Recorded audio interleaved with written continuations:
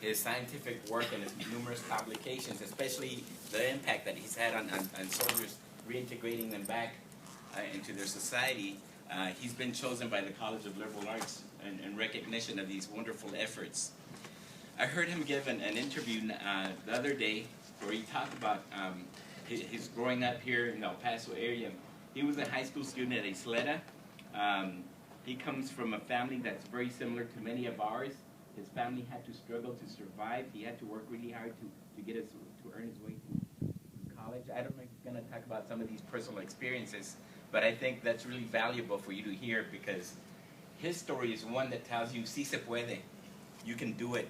And when you feel that you don't fit in UTEP, this is that kind of story that tells you, you know what, I can do this and I can choose to do whatever I want. I don't want to take up much more time because I really want you to hear what he has to tell you. I thought that psychology and law would be a great class because of the work that he's doing with the veterans and the potential policy impact that his work has, as well as well the policy. But Dr. Batres, welcome. Thank you. Good afternoon. How many of you are veterans in this room? 2, 3, 4. How many of you have relatives that are veterans? Your father, uncles, grandfathers?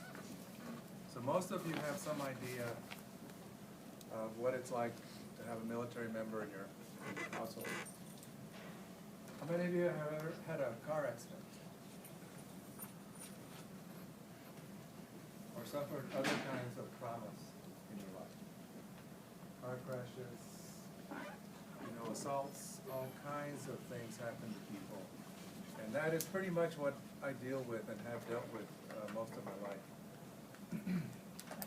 As Eddie mentioned, I was born in Isleta. When Isleta was Isleta, it wasn't part of El Paso, it was pretty rural at that time. And it wasn't in the late 1800s, I actually was in the 50s. And today I have my brother, my older brother here, Santiago, who we kind of had an interesting childhood and grew up in a what I would call economically challenged environment. We worked hard growing up, but on the other hand, we had great parents and were culturally rich. And I want to emphasize that because there's a lot of strengths in our culture and where we come from. It doesn't matter where you come from in this room. But all of us experience that. Also, my wife, who's in the back, her name is Shelby. She's from Kansas. And I wouldn't be here today if it weren't for her. Because I had a kidney transplant. And somebody from Kansas gave me life. The last 6 years of my life, I've been living off of her kidney. And sometimes I have a need to knit or to cook. It's a joke. But again, I've been through a lot of life experiences, a lot of traumas, a lot of adjustments, to include serving in Vietnam and being a disabled veteran. So, having gone through high school, my brother was a role model. We played sports a lot. My brother was an all-district football player, was a scholarship athlete at UTEP, ran track, played basketball. His brother Chris, who's sitting right beside him, is, how tall are you, Chris? 6'9". It's his son. Son. Played basketball in college. And athletics were a way for us to get something out of our experiences more than Letterman jackets to keep us warm in the winter. So we were athletic and grew up in a rough neighborhood where athletics kept us busy and doing things.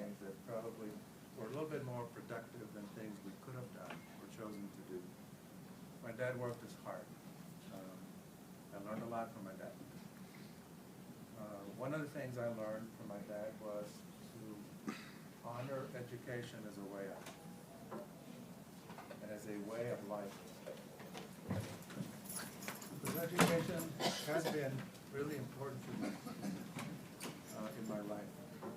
For those of you who speak Spanish, you used to tell me que el lápiz pesa menos que la pala. The pencil is lighter than the shovel. And what he meant was education's important.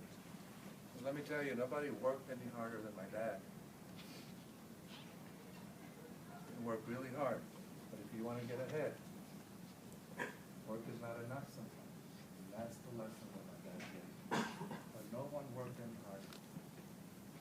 He was a carpenter and he worked every day, Saturdays and half a day, Sundays, and we worked with him. So that's where I came from. Having served in Vietnam and having gone through that experience, I came back to Utah at a time when Vietnam veterans and veterans in general were not very well received in some places. And that was kind of a challenge when we came back. And came back to Utah, got my degree, and then went on in my career to work with people. Part of what I wanted to do and always had a need to do was to give back to my community. I wanted to help people. And the way I chose to help people was to get my degree in psychology from UTEP. And I went on and got a master's degree in social work, another master's in psychology, and a PhD in psychology. All while working and going to school and raising 2 kids. So sí se puede, Eddie. We work hard and we get ahead. But I bonded with another group, which was my fellow combat veterans, some of which never made it back. And I knew I wanted to work with veterans and their families from Vietnam. And I've done that for the last 32 years in the Department of Veterans Affairs. The other thing I want to convey to you about this is, I've been the first in a lot of things in my life where, as you leave UTEP, I went on to school where I was the only individual who spoke Spanish and had a Hispanic last name. Found myself to be different in the group and where there was no precedent. So I've had a lot of firsts in my life. First graduate out of the University of Colorado, psychology and a PhD program, those kinds of things. And again, I saw it as a strength in terms of who I was, and learned about other groups,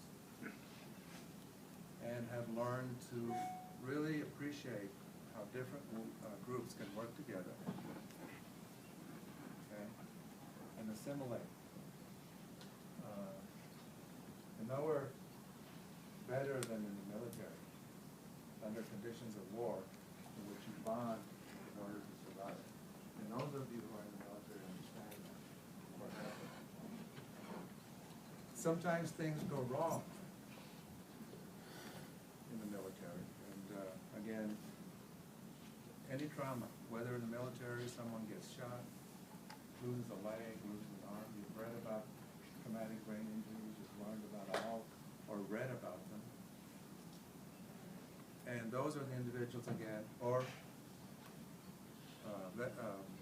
active service military members who have been sexually assaulted in the military, which we call friendly fire. And that is when somebody in your own group chooses to transgress and create violence against you. You can see it in Juarez. Today, we see it all around us. Every community has violence. And we all cope with it on a daily basis. The sexual trauma thing, I've had a very important part of, because I did one of the first studies that demonstrated that it was not combat that was affecting especially women veterans, but assaults that in the military were not being reported. I created a program, and actually a law was passed after we did our initial study, to create a program where we deal now with sexual trauma in an open fashion, and in fact we're changing the culture in the military to recognize it, not only treat it as a criminal act, violation of law, but a psychosocial transgression against someone psychologically that has long-lasting meanings and effects. And then how do you deal with someone to restore them to hope? Nothing breaks group cohesion any stronger than these kinds of things that happen within your group. And every group has those kinds of experiences and transgressions.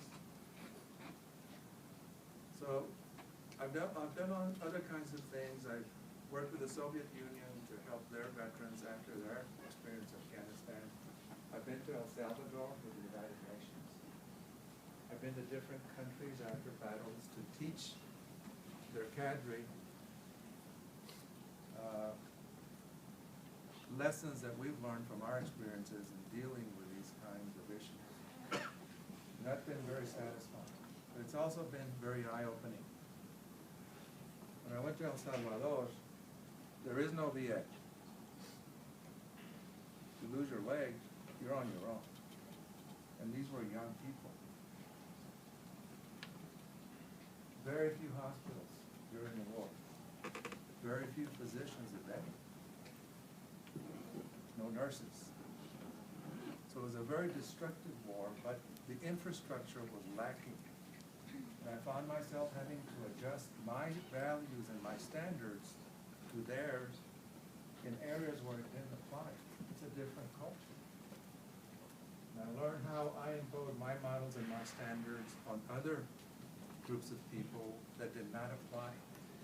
A lot of what I learned was getting people to hospitals, getting medication, getting prosthesis, state of the art, getting all kinds of things.